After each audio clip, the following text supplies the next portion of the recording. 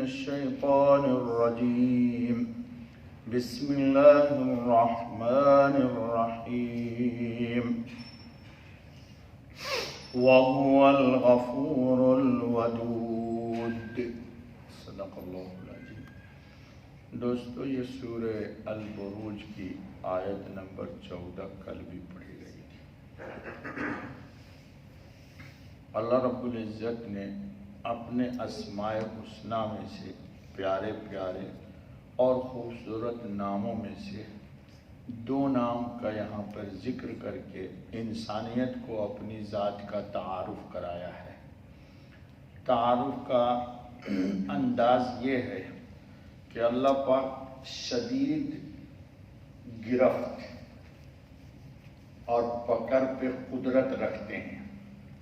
جی، ان کا ایک نام قہار بھی ہے، لیکن یہاں پر اللہ رب العالمین اپنے پیارے ناموں میں سے ایک نام غفور اور ایک نام ودود۔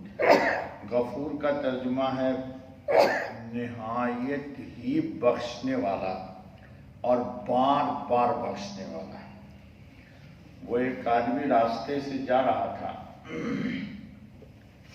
حدیث قدسی میں طویل واقعہ ہے، تفصیل میں بغیر جائے ہوئے اس نے اللہ سے کہا کہ اللہم انت انت و انا انا، اے اللہ آپ تو آپ ہیں اور میں انت العواد بالمغفرہ و انا العواد بالذنوب۔ اے اللہ، ایک انسان گناہ کرتا ہے معاف کر دیجئے، تو آپ بغیر کسی ہچکچاہٹ کے اس کو معاف کر دیتے ہیں، اور بار بار وہ گناہ کرتا ہے اور آپ بار بار اس کی مغفرت کرتے ہیں۔ اسی کو اس نے کہا کہ انت العواد بالمغفرہ، آپ بار بار معاف کرتے ہیں۔ اور صحیح بات ہے، صبح سے شام تک، شام سے صبح تک اللہ معاف کرتا ہے، اور انسان بار بار گناہ کرتا ہے اور اللہ ہی کی توفیق سے وہ بار بار توبہ کرتا ہے یا معافی مانگتا ہے۔ جی، کیوں معافی مانگتا ہے وہ؟ اس کا تذکرہ دوسرے لفظ میں آ گیا، الودود۔ اللہ اپنے بندوں سے محبت کرتا ہے اور بندے بھی اپنے اللہ سے محبت کرتے ہیں، کیونکہ ہمارے یہاں اللہ کی محبت کا کوئی تذکرہ ہی نہیں ہوتا ہے، بیانوں میں، نہ خطاب میں، نہ واعظ میں، بلکہ ہمارے یہاں اللہ سے لوگوں کو ڈرایا جاتا ہے۔ قرآن کریم نے ایک بڑی پیاری بات کہی ہے جو گزر چکا ہے درس میں ہمارے، کہ والذین آمنوا اشد حبا للہ، ایمان والے کو اللہ تعالیٰ سے بہت محبت ہے۔ ایمان والے کو اللہ تعالیٰ سے بہت محبت ہے، لیکن اس کا اظہار ہم سے نہیں ہو پاتا ہے۔ اللہ ہمیں معاف کر دے۔ مثال کے طور پر کوئی پریشانی آئی تو سب سے پہلے دیکھتے ہیں کہ ہمارے محلے میں با اثر کون آدمی ہے، جی، تو شاید وہ میری ہیلپ کر سکے گا، تو ہم اس کے پاس جاتے ہیں، بھائی یہ میرا پرابلم ہے، یہ مشکل ہے، آپ میری مدد کی۔ وہ کہتا ہے ٹھیک ہے، لیکن اس سے مسئلہ حل نہیں ہوا تو وہ کہتا ہے اچھا چلو، وہ میرا ڈی ایم اور فلاں سے میرے تعلقات ہیں، یا کمشنر سے میں اس سے بات کرتا ہوں۔ لیکن اس نے بھی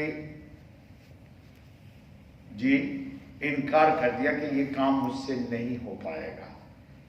گویا کہ مختلف دروں پہ گیا، دروازوں پہ کام نہیں ہوا، تو اب وہ دیکھتا ہے کہ سارے دروازے ہمارے بند ہیں، تو اب جب سب لوگوں کا دروازہ بند ہو جاتا ہے تو پھر ہم کہاں آتے ہیں؟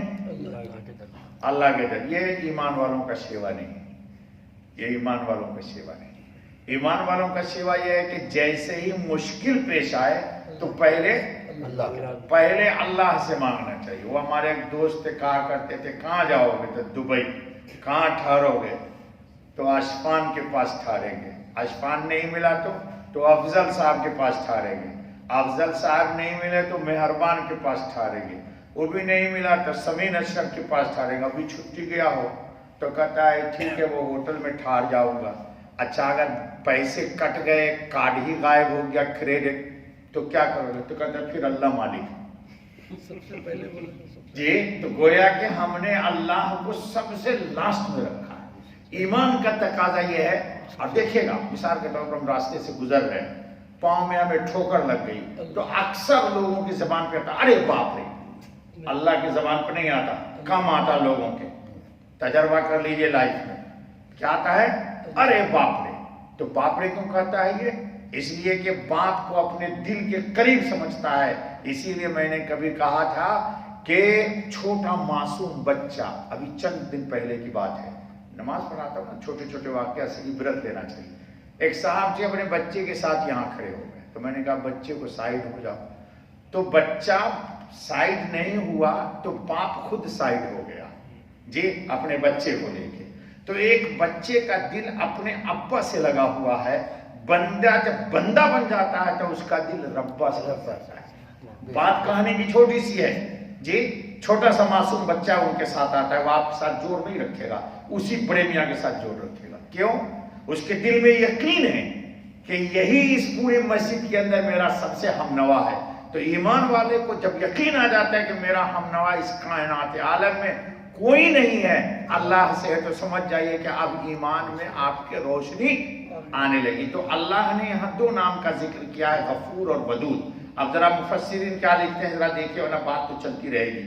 یعنی باوجود اس صفت قہاری اور سخت گیری کے اس کی بخشش اور محبت کی بھی کوئی حد نہیں. وہ اللہ بڑا ہے تو مغفرت بھی اس کی بڑی ہے. ارے سیدھی سی بات سمجھ لو یارو, میری عمر کتنی ہے؟ 60 70 100 جو بھی ہوگی. 15 سال 14 سال 13 سال نابالغی میں گزر گئے, اور موت تک جو زندگی ہے اسی میں نہ انسان گناہ کرے گا. تو گناہ بندے کا لیمیٹڈ ہے, لیمیٹڈ لائف کے اندر ہے. لیکن اللہ اکبر, اس کی ہر صفات بڑی ہے اور وہ ہمیشہ سے ہے اور ہمیشہ رہے گا. تو ہمارے گناہوں کے مقابلے میں اس کی مغفرت بڑی ہے. چنانچہ حدیث کے اندر ہے کہ قیامت کے دن اللہ نے وعدہ کیا ہوا ہے جنت کو تجھے بھی بھروں گا, جہنم کو تجھے بھی بھروں گا جی. تو قیامت کے دن جنت نہیں بھر پائے گی, اور اللہ نے وعدہ کیا ہے کہ پوری جنت تجھے میں بھر دوں گا. تو اللہ ایک نئی مخلوق پیدا کریں گے اپنی کمال قدرت سے قیامت کے دن, اور اس کو کہاں بھیجیں گے؟ جنت کے اندر. اور جہنم بھی نہیں بھرے گی, وہ بھی کہے گی, ہم کبھی کبھی پڑھتے ہیں جی حل من مزید اور لائیے. تو اللہ نئی مخلوق پیدا کر کے اس میں نہیں ڈالیں گے تو ظلم ہو جائے گا. اللہ رب العزت اپنا قدم مبارک جہنم میں ڈال دیں گے اور جہنم سبر جائے گی.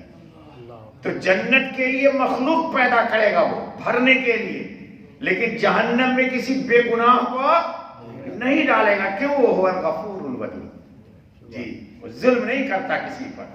انسان وما ظلمناہم ولکن کانوا انفسہم یظلمون جی. اپنے فرما بردار بندوں کی خطائیں معاف کرتا اور ان کے عیب چھپاتا ہے. آنکھ سے گناہ کرتے لیکن نوشری نہیں چھینتا وہ آپ کی.